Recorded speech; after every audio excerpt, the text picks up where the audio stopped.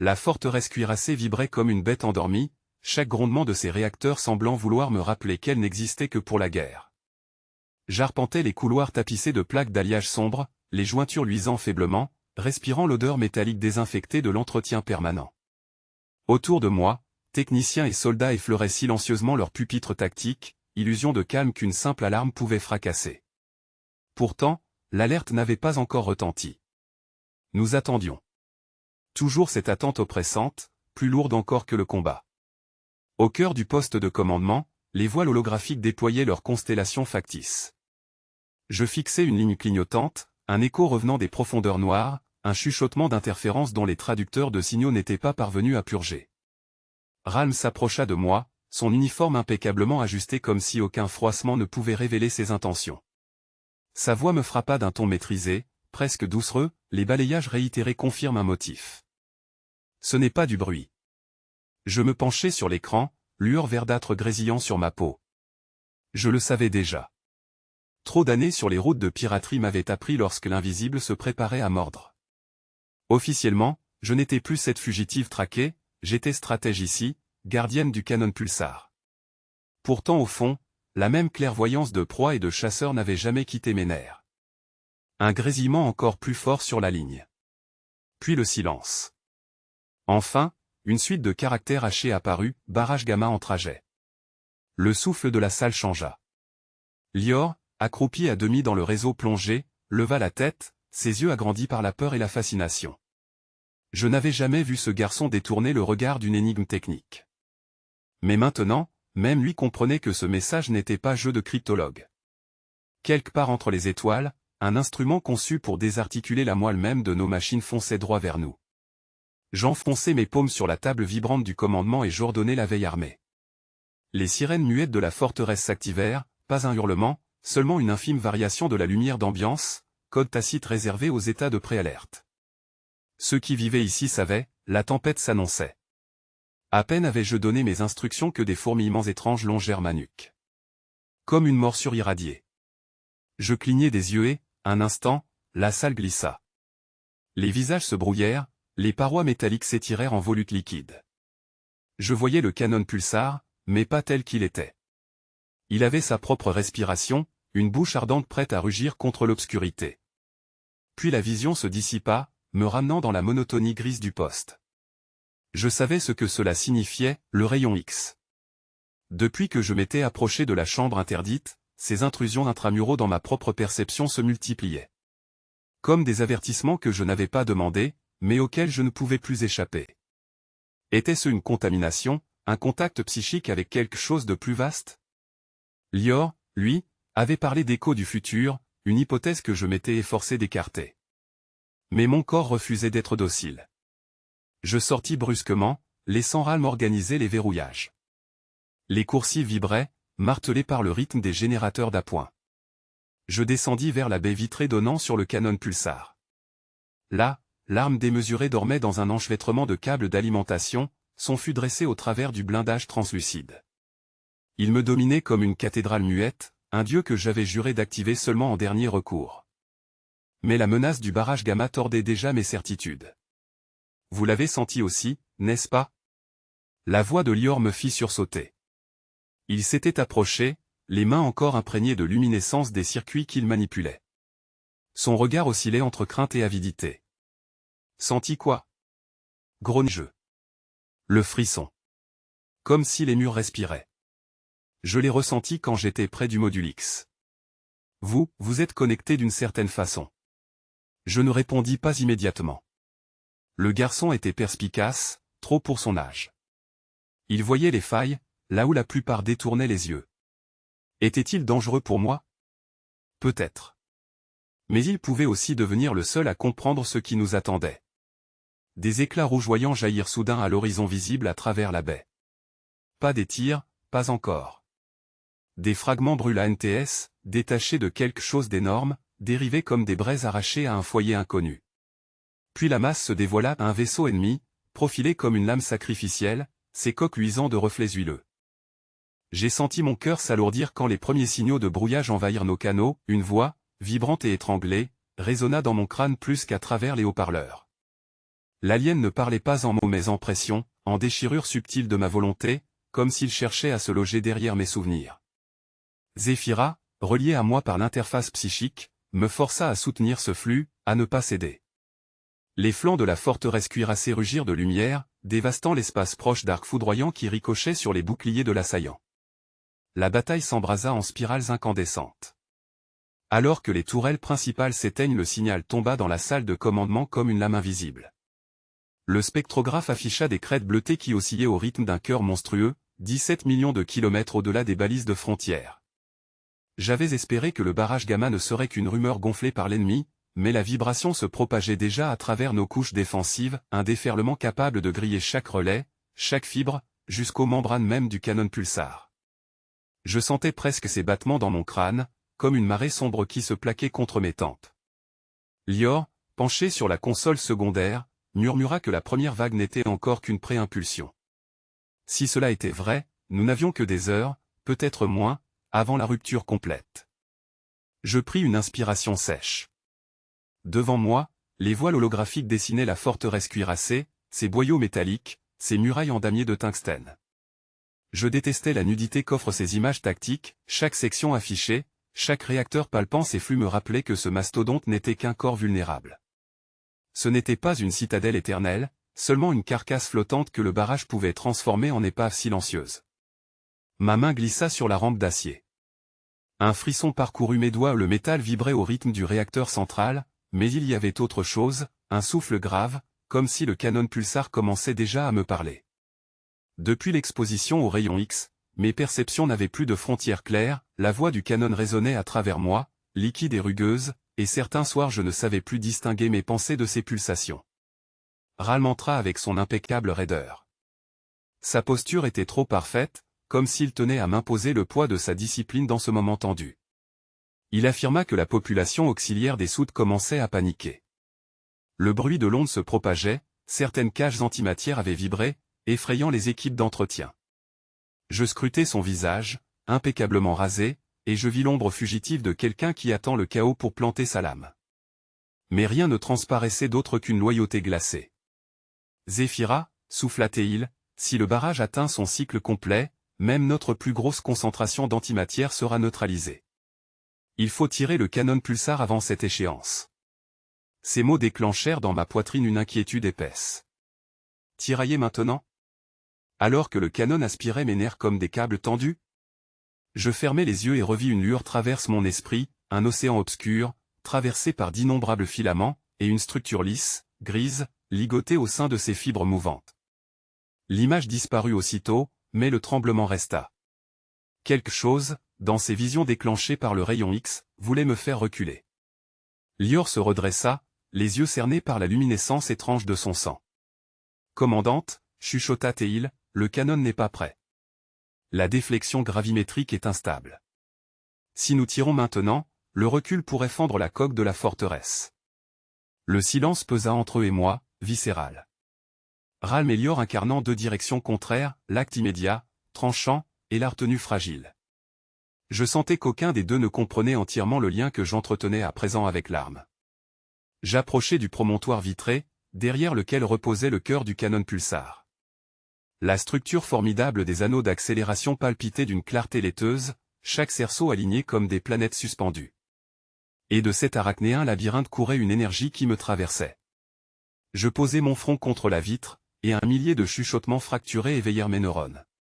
C'était comme si l'arme m'avait prise pour pilote, pour organe d'orientation. À cet instant, le sol se mit à vibrer.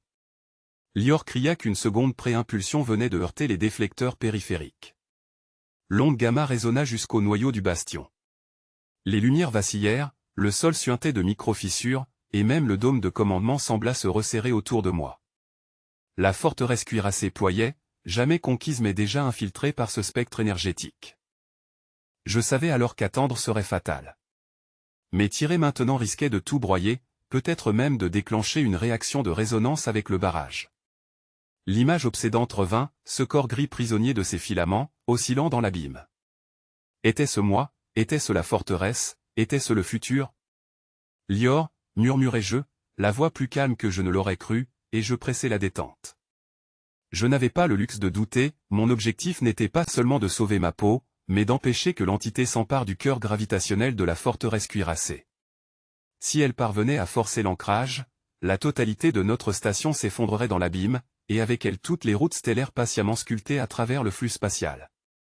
Zéphyra m'avait confié une mission précise, maintenir l'intégrité du barrage, coûte que coûte, même si cela signifiait consumer jusqu'à la moindre parcelle de l'armature. Ce n'était plus du courage, ni même de la stratégie, c'était une nécessité. Je devais canaliser le faisceau, le doser comme une lame chirurgicale, jusqu'à ce que l'anomalie se fende et se dissipe. Chaque impulsion que je libérerais déciderait du destin de milliers d'équipages dispersés entre les mondes. Ma main tremble, le signal intermittent me lacéra les tympans par-delà le casque de commandement, comme si les scanners voulaient hurler leur panique au lieu de restituer calmement leurs données. La table holographique grésilla, puis s'illumina de contours verts instables, une flotte entière, massive, apparut à portée médiane, surgit de nulle part, comme un banc spectral émergeant d'une brume cosmique. Je crus d'abord à un artefact du rayon X, une hallucination nourrie par mes propres nerfs saturés, mais le souffle contenu de Lior à mes côtés fit voler ce doute en éclats. Ce n'étaient pas des fantômes, mais une armada réelle, inconnue, dessinant ses trajectoires orbitales comme une meute silencieuse.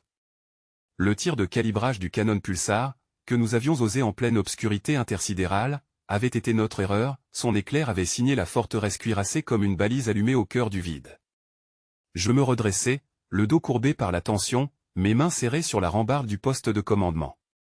Les filaments d'énergie, encore visibles derrière la vitre blindée, semblaient palpiter avec impatience, aspirant à répéter le rugissement meurtrier d'il y a quelques heures. Mais mon corps refusa la tentation, la combustion d'antimatière avait trop résonné dans mes os, comme si le canon avait emprunté ma cage thoracique pour se manifester. Et je savais que si je cédais à cet appel une seconde fois, la forteresse entière risquait de sombrer entre mes visions et mes stratégies. Commandante Zéphyra, leur formation, regardez cela, s'avança Ralm, son ton mesuré, mais ses yeux trop fixes. L'image montrait une configuration rare, la flotte étrangère ne se dispersait pas pour encercler, ni ne décrochait pour chercher une faille d'approche. Elle serpentait, resserrée, comme un seul organisme glissant, chaque vaisseau relié par des filaments d'ondes courbes. Les spectres gamma du scanner saturaient, et Lior dut recalibrer 3 fois la matrice avant qu'on distingue mieux.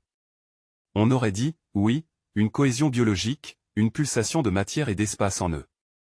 Je sentis immédiatement quelque chose, un écho subtil derrière mon crâne.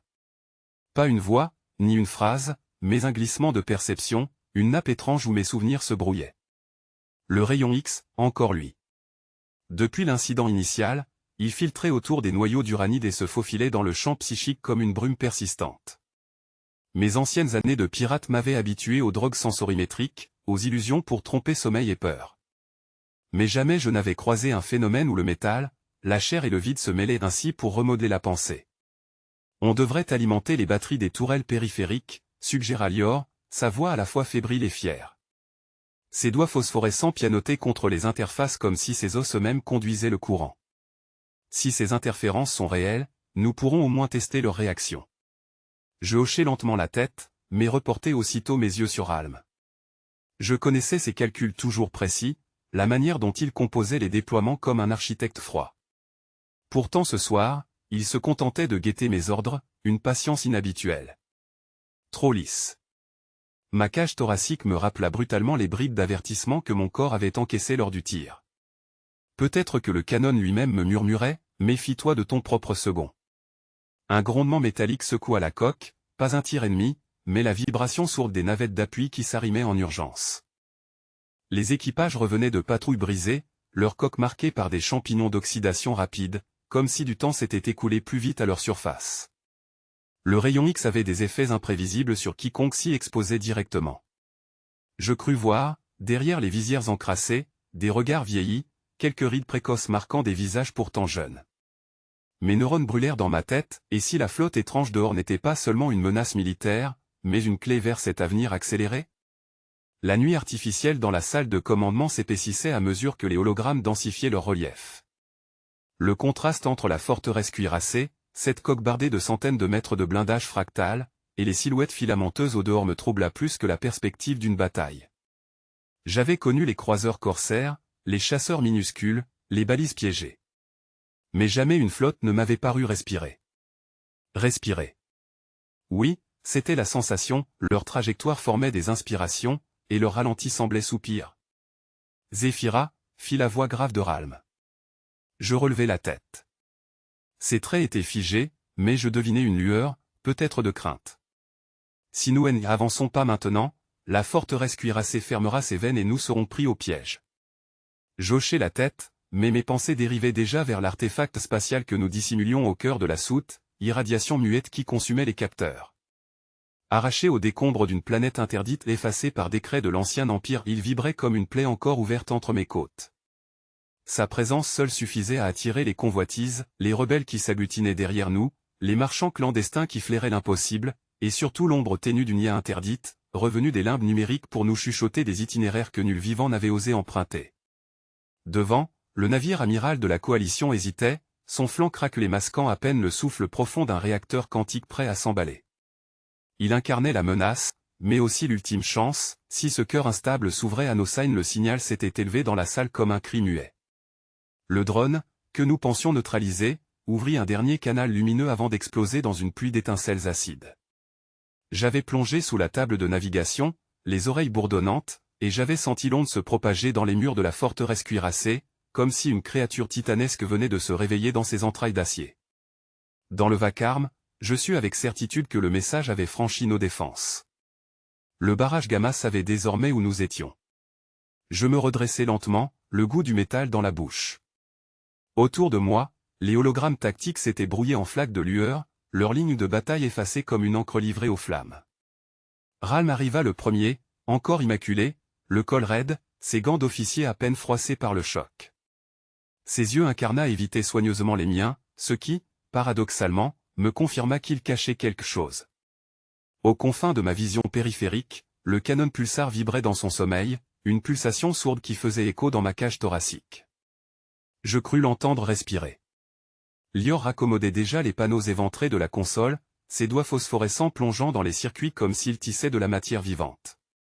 Il ne jurait pas, il murmurait, une mélopée basse que seul un technicien né dans les tourbillons de taux-résonance pouvait connaître.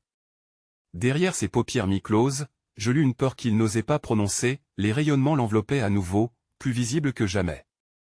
Ses gestes, pourtant, restaient précis, rapides, douloureusement jeunes.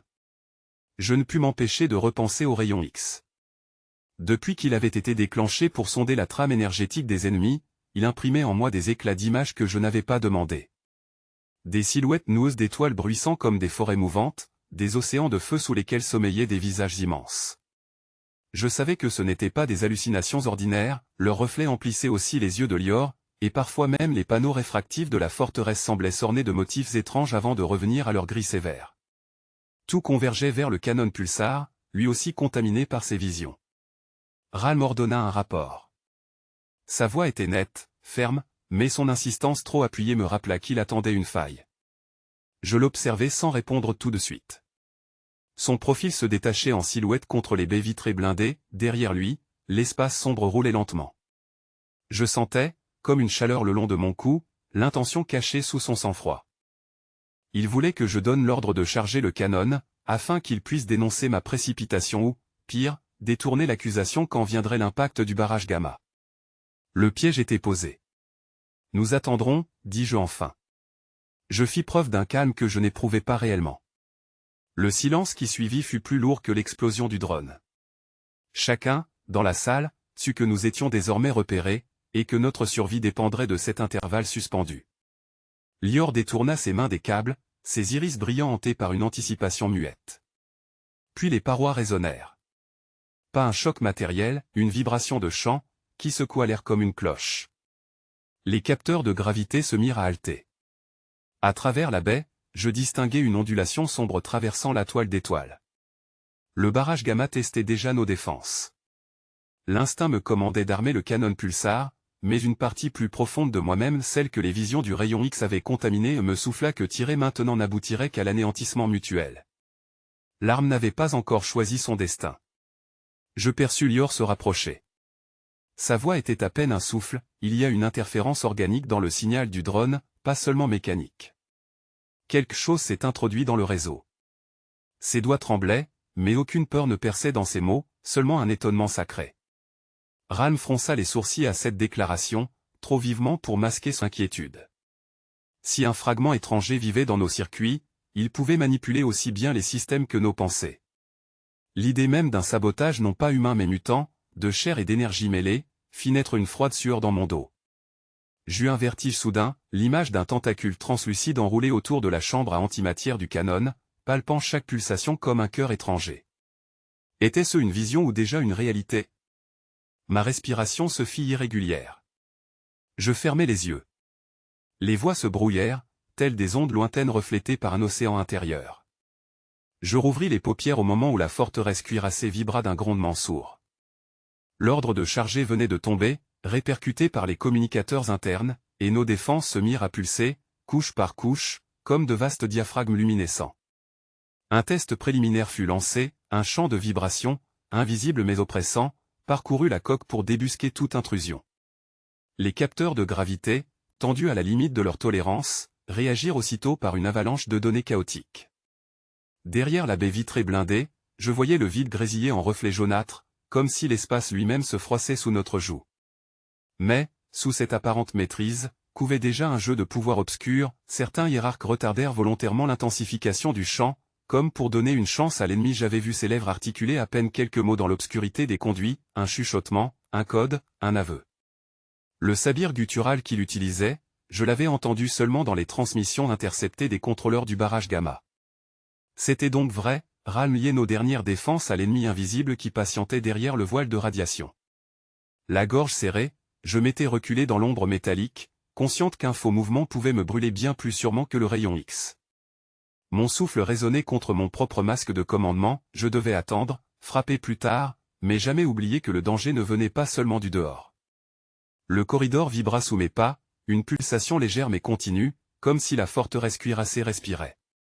Ces conduites frigorifiques exhalaient de la buée bleue et les murs étaient traversés de veines palpitantes qui guidaient le flux énergétique vers le canon pulsar.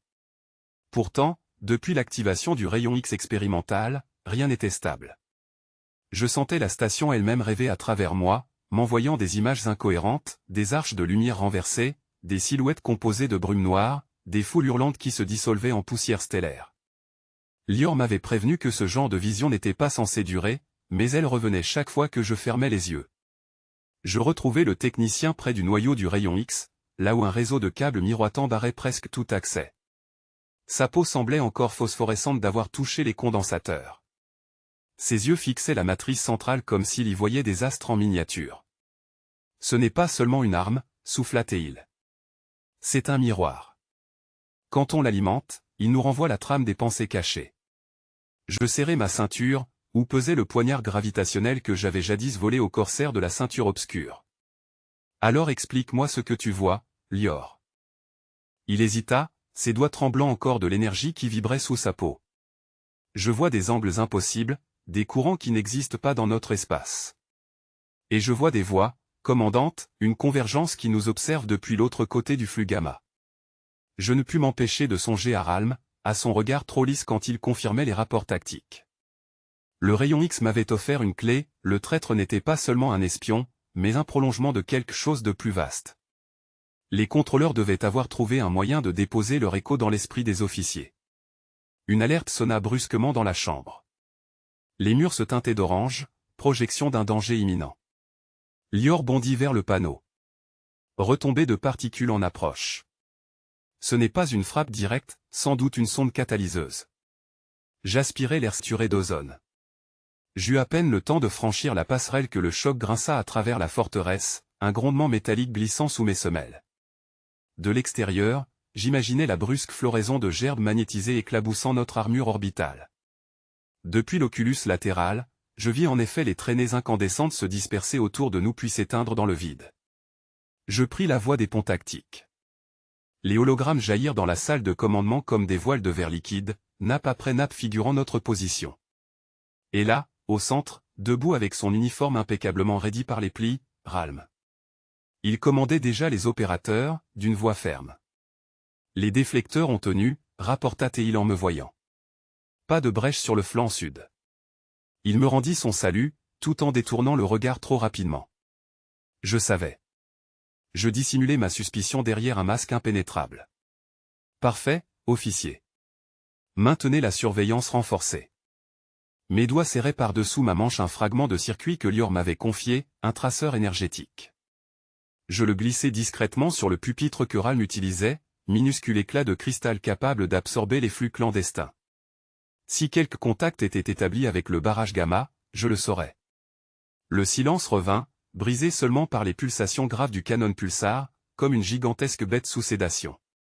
Quand je quittai la salle, les visions reprirent. Les couloirs se dédoublaient, les parois se transformant en forêts de racines translucides qui palpitaient comme des muscles. Je voyais des ombres s'y accrocher, grimpant de travers, leurs yeux incandescents de haine. Je crus entendre la voix du canon lui-même, me demander si je voulais l'éveiller. Mais si je lui donnais cet ordre, ce n'était plus seulement l'espace ennemi qui serait consumé, c'était aussi la forteresse cuirassée elle-même qui se changerait en brasier. Je me revois, la main crispée sur le levier de déclenchement, mes yeux fixant l'océan de flammes qui jaillissait du canon pulsar comme s'il ouvrait la chair même du cosmos. La vision ne s'effaçait pas, c'était moi, debout sur la passerelle, scellant la fin ou la renaissance. Le rayon X avait gravé en moi cette image, et plus je luttais contre elle, plus elle revenait, insistante, exigeante, obsédante. Quand je rouvris les yeux, je n'étais plus dans l'illusion, le métal froid de la forteresse cuirassée vibrait sous mes pieds, et le grondement des réacteurs d'antimatière couvrait le faible souffle de ma propre respiration. La salle de commandement était saturée d'ombres mouvantes, projetées par les hologrammes tactiques. Les constellations artificielles pulsaient au rythme des scans, mais derrière leur lumière terne, je percevais déjà la morsure du barrage gamma qui s'avançait. Le danger n'était plus une anticipation stratégique, ses premiers échos froissaient nos boucliers comme du papier. Je fis signe à Ralm d'approcher, observant le pli trop rigide de son uniforme et le calme étudié de sa posture. Sa loyauté avait toujours eu un goût d'acier poli, sans faille apparente, mais le rayon X me laissait deviner par éclat une duplicité latente. Je ressentis en lui comme une vibration décalée, infime, mais persistante, un battement étranger qui ne coïncidait pas avec le rythme de la forteresse. Lior surgit derrière moi, les doigts encore marqués de phosphorescence, ses pupilles dilatées. Il avait passé trop de temps dans les conduits, à réajuster les flux.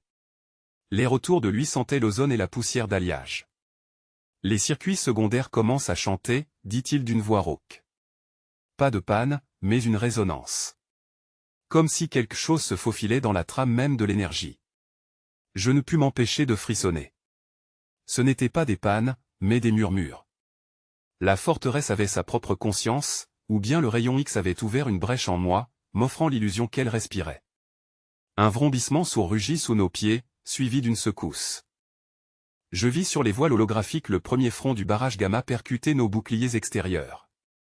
L'espace se tordit, les constellations se diffractèrent, et un instant je crus que la forteresse basculait hors de l'univers. Des éclats de lumière jaillirent dans le lointain, des navettes ennemies déjà englouties par leur propre décharge, leurs coques éventrées figées avant même l'explosion. Mais si le gamma pouvait broyer les flottes, il devait d'abord briser notre cœur énergétique. Et c'était le canon pulsar, endormi derrière ses couches de blindage, qui attirait sa fureur. Je baissai les yeux vers mes mains. Dans la vision, elles tremblaient sur la commande. Ici, elles étaient encore immobiles, mais chaque fibre de mon corps savait qu'elles finiraient là. Ralm se pencha vers moi, stratège, le dernier rideau tient, mais la saturation approche. Si nous n'activons pas le pulsar avant l'effondrement, toute la forteresse sera muette, engloutie dans le silence technologique que le gamma laisse derrière lui. Sa voix était ferme, convaincante, presque trop. Il guettait dans mes prunelles le moment de mon assentiment, comme s'il voulait que j'acquiesce avant même de penser. Lior, de son côté, secoua la tête, non. J'ai vu les flux. Le canon ne tirera pas seulement dehors, il retournera le faisceau à l'intérieur.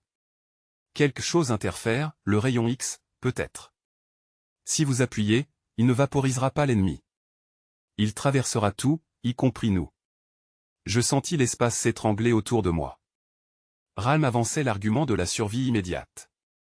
Lior, celui d'un désastre plus intime. Et ma vision, elle, me donnait la seule image certaine, je poussai le levier. Un nouveau hurlement d'énergie parcourut la coque, et des plaques de blindage se décollèrent dans un bruit de tonnerre métallique. Par les coursives, des étincelles jaillissaient, les couloirs eux-mêmes semblant aspirer vers le vide. Zéphyra. Ralm posa sa main gantée sur mon épaule, lourde, insidieuse. Le moment est venu. Alors, il me sembla percevoir, juste sous sa voix humaine, une autre cadence, un écho de transmission infiltré. Les ennemis n'avaient pas seulement tissé un barrage autour de nous, ils avaient inséré leur fils dans mon second. Je me redressai brusquement et croisai son regard, où une infime faille laissait passer l'ombre de la trahison. Je ne l'accusais pas encore.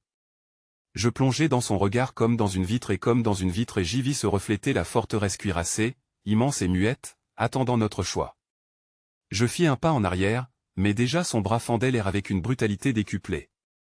La paume, augmentée d'un treillis de polycarbone dissimulé sous l'épiderme, heurta ma clavicule, m'envoyant rouler contre la cloison vibrante du sas.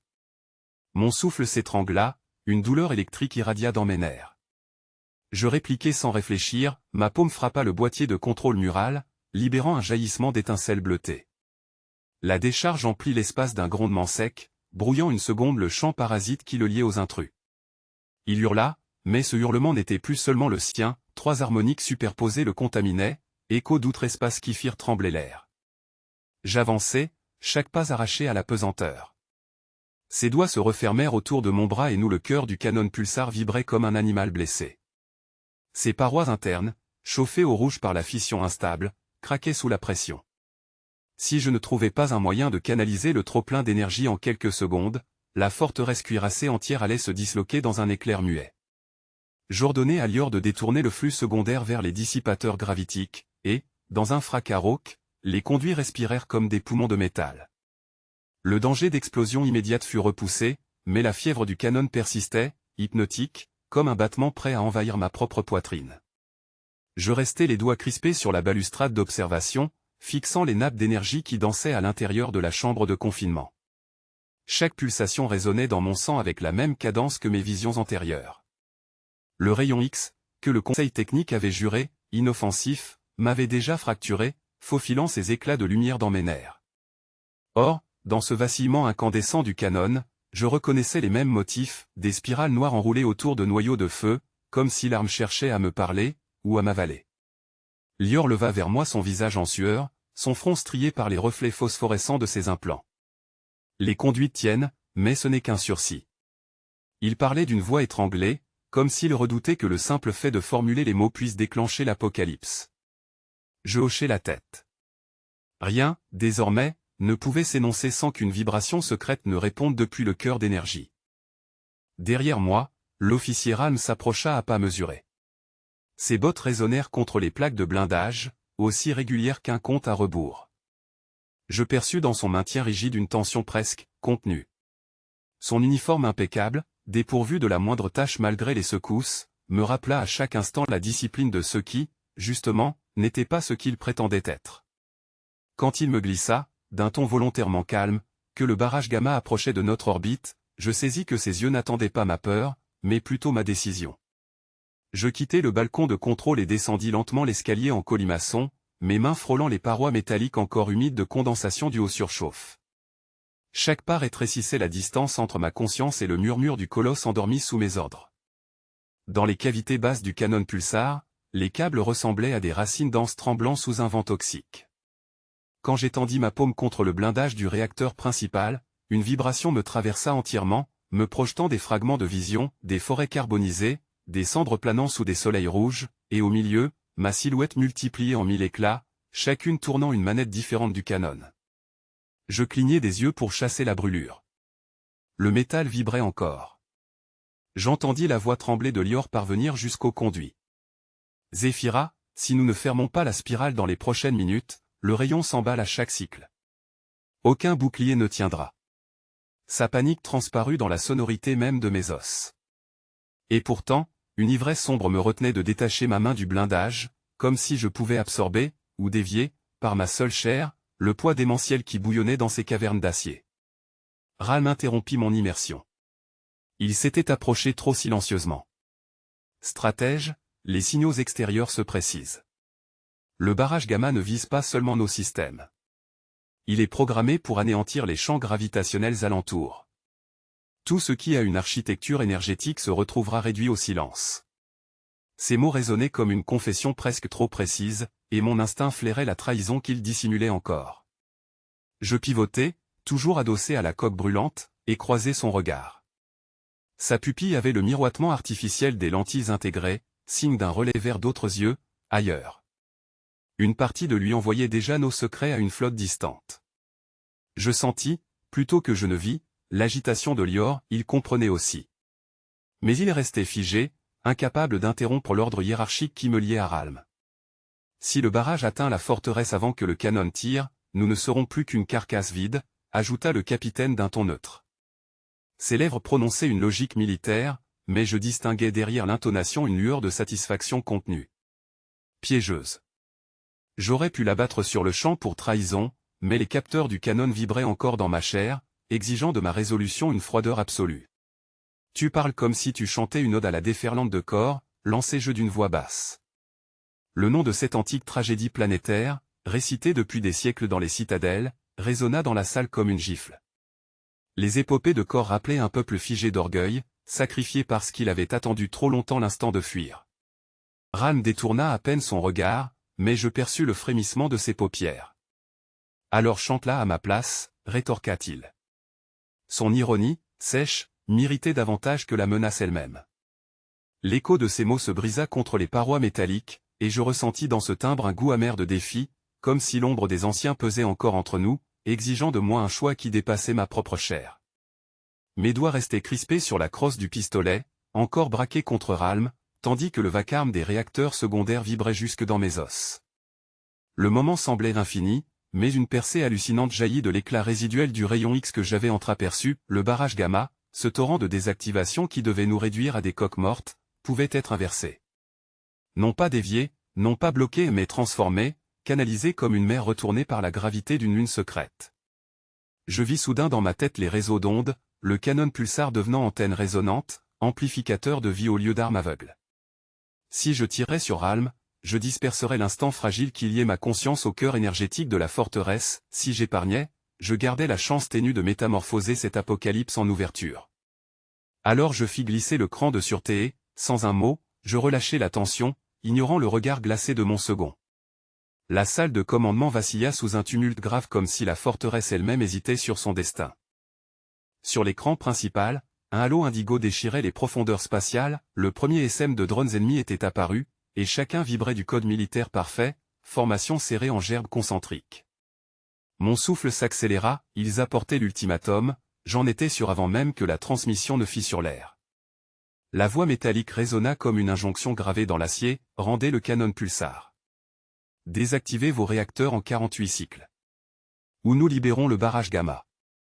Le silence tomba ensuite, plus terrible encore que la menace.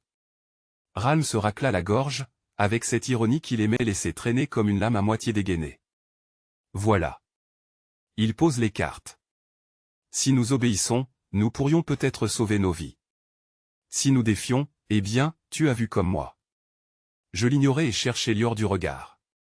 Le jeune technicien se tenait en retrait, ses mains tachées de luminescence frémissante, comme si l'énergie elle-même coulait sous sa peau. Ses yeux m'évitèrent d'abord, puis il osa un mince hochement, il comprenait ce que j'avais entrevu dans le rayon X. Une piste existe, semblait-il dire. Active les convertisseurs périphériques, murmurai-je, juste pour lui. Branche-les au réseau secondaire du canon pulsar et isole tout du protocole standard. Il s'inclina faiblement et s'évada vers les consoles basses. J'entendais déjà les cliquetis secs de ses manipulations, rapides, confiantes malgré la terreur qui régnait.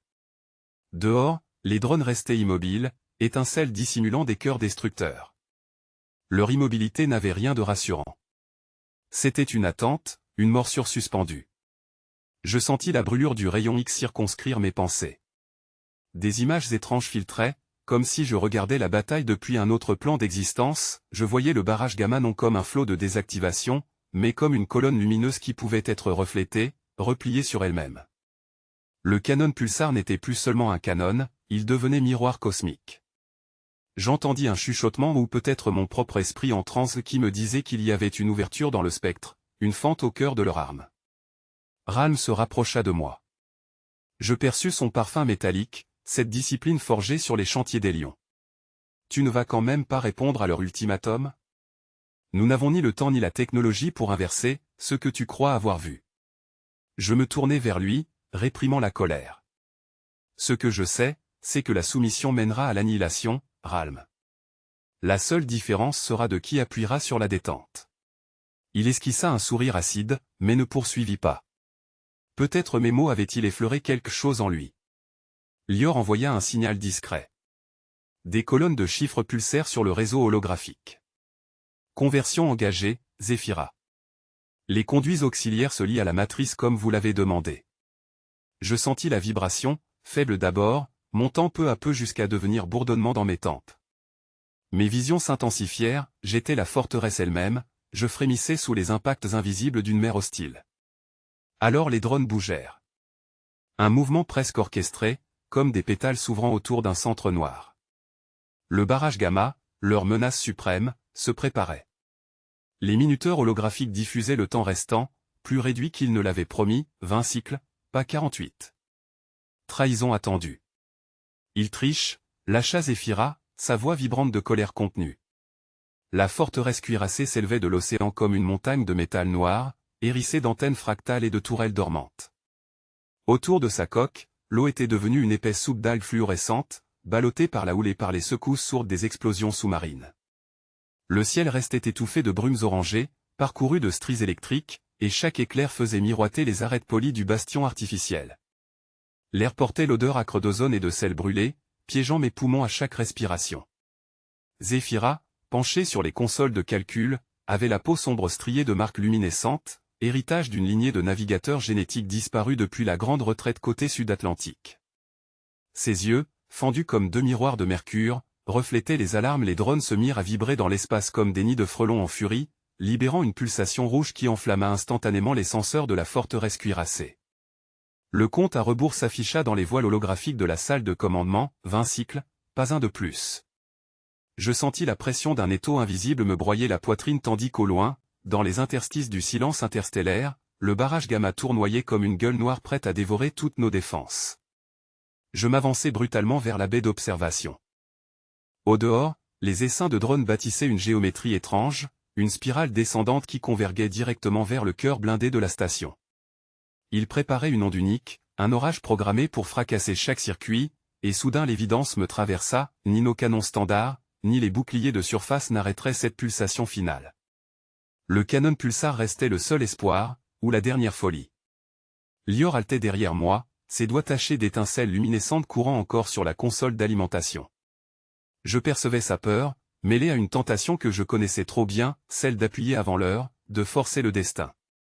Les câbles sous ses paumes palpitaient comme des veines animées, et je sentis qu'il était déjà branché plus profondément que sa propre conscience ne pouvait le tolérer. Puis mon regard accrocha celui de Ralm. Son uniforme impeccable brillait dans l'éclairage d'urgence, mais sous son calme figé, je décelai le frisson d'un calcul secret. Sa loyauté affichée me glaçait désormais comme une mise en scène trop rigide. Il restait droit, main serrée derrière le dos, et ses yeux d'obsidienne évitaient soigneusement le reflet des hologrammes du compte à rebours. J'étais persuadé qu'il savait quelque chose de l'accélération brutale de cette attaque. Les visions reparurent, imprévisibles. Le canon pulsar, dans mes songes, n'était plus un instrument de feu pur, mais une surface miroitante, prête à réfléchir les radiations adverses comme une vague repoussée vers son propre foyer. Dans ce vertige, j'aperçus une forme hérissée, semblable à une marée de filaments, se dresser derrière la spirale des drones. Pas un vaisseau, pas une arme tangible, c'était la mémoire du barrage gamma lui-même, une conscience de destruction. Elle me fixait avec l'impression glacée d'un adversaire qui n'en était pas vraiment un. Zéphira, gémit Lior, la matrice atteint une synchronisation instable. Si je poursuis, tout le réseau de la station plongera dans le flux. Poursuis. Jusqu'au bout, lui ordonnai-je, avec une voix que je ne reconnaissais plus tout à fait comme la mienne. Mes tempes étaient en feu. Chaque pulsation de mon cœur résonnait avec celle du canon pulsar, relié à moi par ce rayon X qui avait ouvert plus de portes qu'il n'en avait jamais sécurisées. Je distinguais des corridors lumineux, des éclats de néons effondrés dans la courbure d'un espace aux lois distordues. Ralm s'approcha, et je lus dans son ombre le pas hésitant du perroquet qui prépare une trahison trop longtemps retardée. Il se pencha vers mon oreille, à mi-voix, « Vous n'avez pas besoin d'en arriver là. Éteignez le réacteur principal. Laissez le temps agir. » Je sursautai devant l'insolence. Était-ce une injonction ou un aveu? Mon regard plongea dans le sien, et j'y découvris la transparence froide d'un agent infiltré. Oui, il œuvrait pour eux. Peut-être avait-il livré notre calendrier, nos protocoles, ou même les schémas mêmes du canon pulsar. Le compte à rebours chuta, 16 cycles. 15.